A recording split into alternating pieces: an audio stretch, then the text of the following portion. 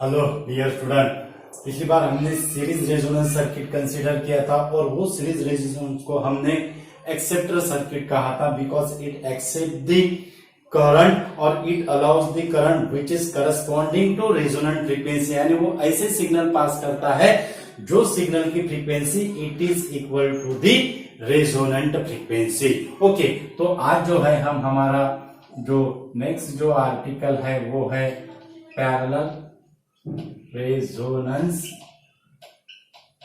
Circuit. Parallel resonance circuit, parallel resonance circuit. अब या एक बात ध्यान में रखना है कि रेजोनेंस फॉर्म करने के लिए inductor and capacitor both are essential. Without combination of inductor and capacitor no resonance form. बहुत इंपॉर्टेंट ऐसा है। ओके, इसी के कारण जो एलआर सर्किट है और सीआर सर्किट है it is not form the resonance. It is not form the resonance क्योंकि it is the combination of inductor and resistor, capacitor and resistor, कि उसमें दोनों कंपोनेंट प्रेजेंस नहीं है। इसके वजह से एलआर और सीआर सर्किट में क्या होता नहीं है, रेजोनेंस फॉर्म नहीं होता। एल और सी क्या करता है, it is cancel the phase, it is cancel the phase. So जो करंट जो प्रोड्यूस रहेगा इट इज जो करंट जो रहेगा it is totally in the form of LCR में क्या होगा, it is totally in the across of the resistance. It is totally in the across of the resistance. Okay, तो parallel resonance circuit में क्या है, parallel resonance circuit में parallel combination रहेगी inductor की और कैपेसिटर की।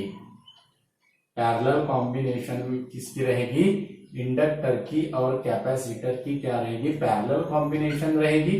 और इसके अक्रॉस हम यहां पे ईएमएफ क्या कर रहे हैं, अप्लाइड कर रहे हैं। इसके अक्रॉस हम क्या कर रहे हैं, ईएमएफ क्या कर रहे हैं, अप्लाइड कर रहे हैं। अब हमें पता है जो यहां से करंट होगा, सीरीज रेजोनेंस सर्किट में करंट क्या रहा था, कांस्टेंट रहा था। उसकी वैल्यू हमने लिखी थी, that is I equal to I zero sine omega T plus five is the phase angle. Okay, तो यहां आने के बाद करंट का क्या होगा, डिवाइडेशन होगा। ओके, यहां से करंट आईएल होगा, यहां से करंट आईसी होगा। ओके, उसके बाद यहां पे आने के बाद it is again make the I. Okay, अब यहां से अगर आईएल गया, यहां से अगर आईसी गया, तो जो करंट का जो रिलेशनशिप है इंडक्टर के इसमें, तो जो करंट जो फॉर्म जो होगा, अब ये करंट जो होगा वो इंडक्टर के रिलेशन के थ्रू होगा। I equal to I zero.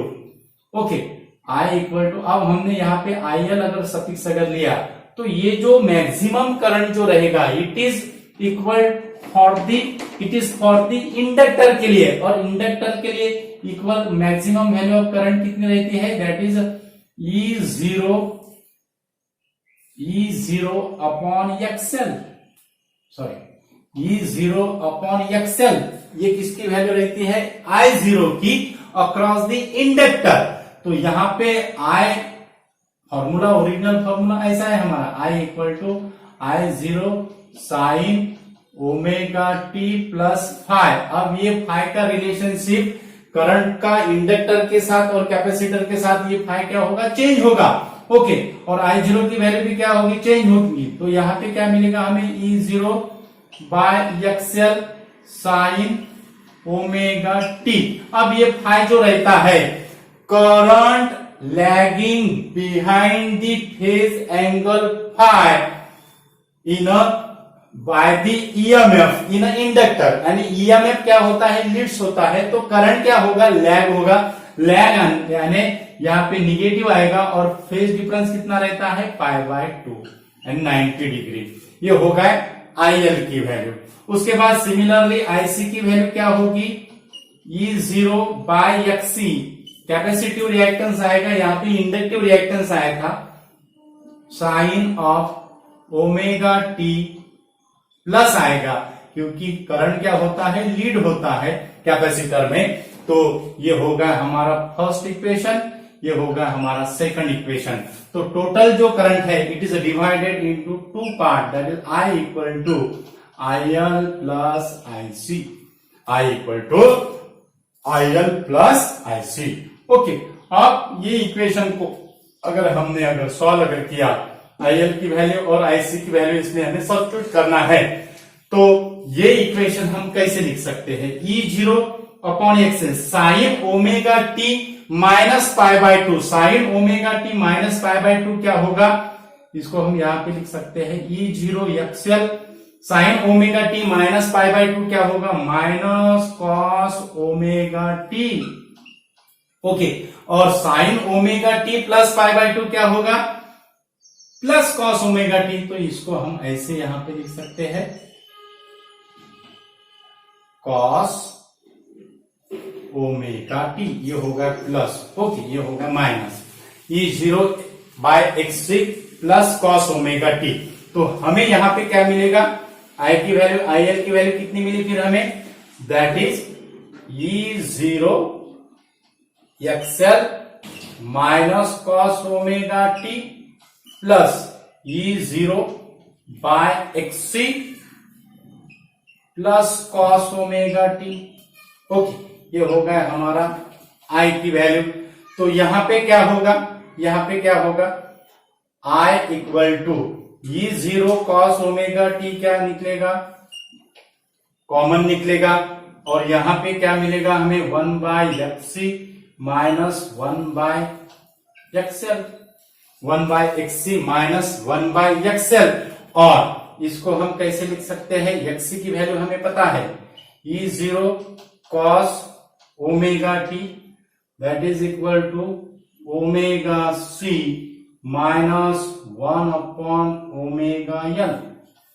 E zero cos omega T that is equal into bracket में क्या होगा?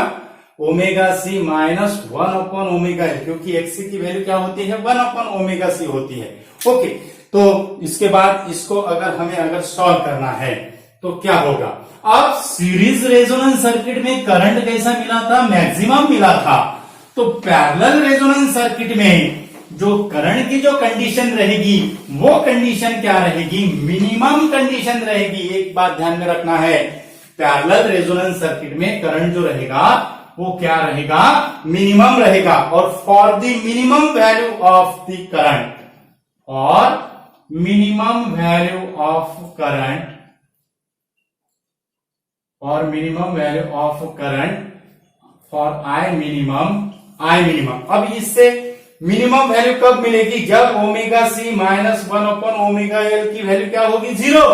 For minimum value omega C minus 1 upon omega L that is equal to 0। Omega C minus 1 upon omega L that is equal to 0। ये अगर term 0 अगर हो गई तो E zero cos omega T into 0 तो क्या होगा? 0 होगा। यानी यहाँ पे करंट कितना मिल रहा है हमें? आई मिनिमम कितना मिल रहा है? आई मिनिमम की वैल्यू क्या होगी? 0 होगी।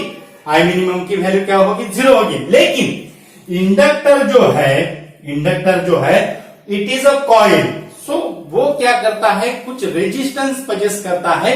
वो रेजिस्टेंस के कारण जो यहां पे पैरेलल रेजोनेंस सर्किट में जो करंट जो होता है it is not totally equal to 0. Some resistance remain in the circuit. Some resistance remain in the circuit because of due to the resistance of the inductor. Due to the resistance of the inductor. तो हमें I minimum क्या नहीं मिलेगा? 0 नहीं मिलेगा, हमें minimum मिलेगा। Okay, तो उसके बाद रेजोनेंट फ्रीक्वेंसी क्या होगी? फिर रेजोनेंट फ्रीक्वेंसी सेम रहेगी सीरीज रेजोनेंस से, omega R minus omega R L. तो ये हो जाएगा हमारा omega R that is equal to 1 upon omega R L. Omega R यानी आर सफिक्स किसके लिए है? रेजोनेंस के लिए। तो ये कंडीशन है पैरेलल रेजोनेंस सर्किट के लिए। For minimum current omega C minus 1 upon omega L that is equal to 0।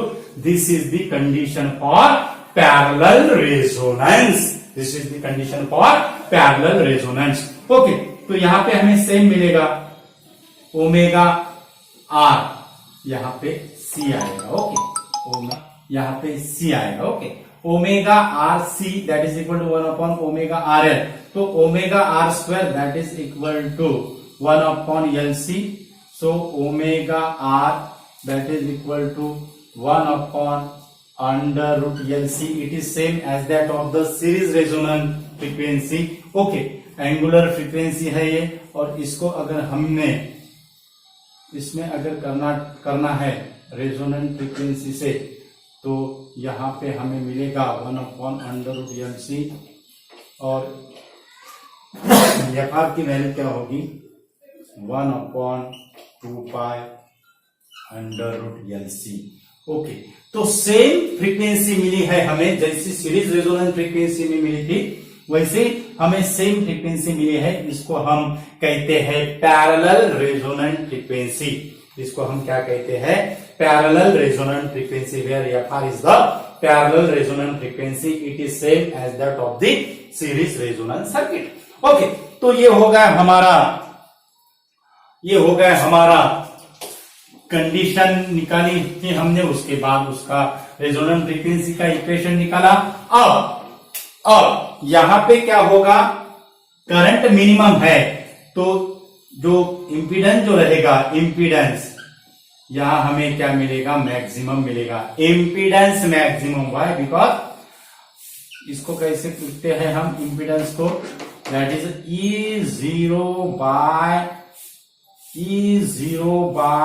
E0/Z लिखते हैं, क्योंकि Z I0 जो रहेगा, E0/Z रहेगा. I0 क्या रहेगा, E0/Z. अब ये Z मिनिमम है, तो यहां हमें क्या मिलेगा, I0 क्या मिलेगा, सॉरी Z क्या होगा, मैक्सिमम रहेगा. I0 मिनिमम के लिए Z क्या होने को ना, मैक्सिमम होने को ना, तो I मिनिमम हमें कितना मिल रहा है, दैट इज E0/Z मैक्सिमम. ये जनरल फॉर्मूला है, I0 इक्वल टू E0/Z, ये जनरल फॉर्मूला है. अब मिनिमम के लिए क्या होने को ना, Z की वैल्यू क्या होने को ना, मैक्सिमम होने को ना. इसमें सीरीज से क्या है, अपोज है. सीरीज में हमें मैक्सिमम करंट मिलता है, इंपीडेंस मिनिमम मिलता है. यहाँ पे इंपीडेंस मैक्सिमम हो रहा है, करंट मिनिमम हो रहा है. तो जो कर्व जो रहेगी, वो कर्व कैसी रहेगी, उसका नेचर कैसा रहेगा, तो ये होगा हमारा I0. ओके, तो कर्व जो रहेगी ये होगा 0, तो कर्व जो रहेगी ये ऐसा हमें करंट मिलेगा. अब ऐसी कर्व होगी, ये हो गई पैरेलल रेजोनेंस कर्व. ये क्या हो गई, पैरेलल रेजोनेंस कर्व. और इसके करस्पॉन्डिंग यहाँ पे जो करंट रहेगा, वो करंट रहेगा कर्व किससे वर्सेस किससे है, I0 वर्सेस फ्रीक्वेंसी है. I0 वर्सेस फ्रीक्वेंसी है अप्लाइड ईएमएफ की, और ये जो फ्रीक्वेंसी रहेंगी ये रहेंगी फिर पैरेलल रेजोनेंट फ्रीक्वेंसी या पार. ओके, और ये पैरेलल रेजोनेंट फ्रीक्वेंसी के करस्पॉन्डिंग जो करंट रहेगा उसकी वैल्यू क्या रहेगी, फिर मिनिमम रहेगी. It is the I minimum. अगर हमने इसमें अगर इंपीडेंस का अगर क्या किया, मैच अगर किया, निकालने की कोशिश अगर की, तो इंपीडेंस की जो कर्व रहेगी वो क्या रहेगी, फिर मैक्सिमम रहेगी.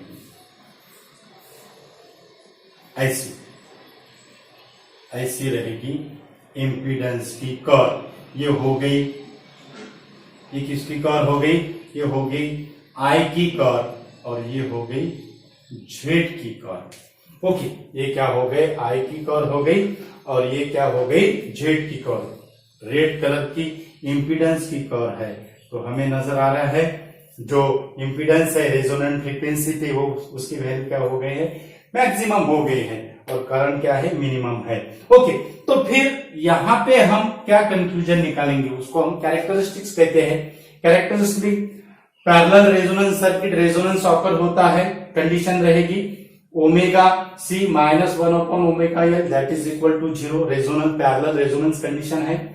उसके बाद सेकंड कैरेक्टरिस्टिक्स क्या होगा, रेजोनेंट फ्रीक्वेंसी की वैल्यू होगी, that is equal to FR 1/2π√LC। Okay, उसके बाद थर्ड जो कैरेक्टरिस्टिक्स है इसमें क्या होगा, in a parallel resonance circuit current is minimum, impedance is maximum, ये होगा उसका थर्ड कैरेक्टरिस्टिक्स।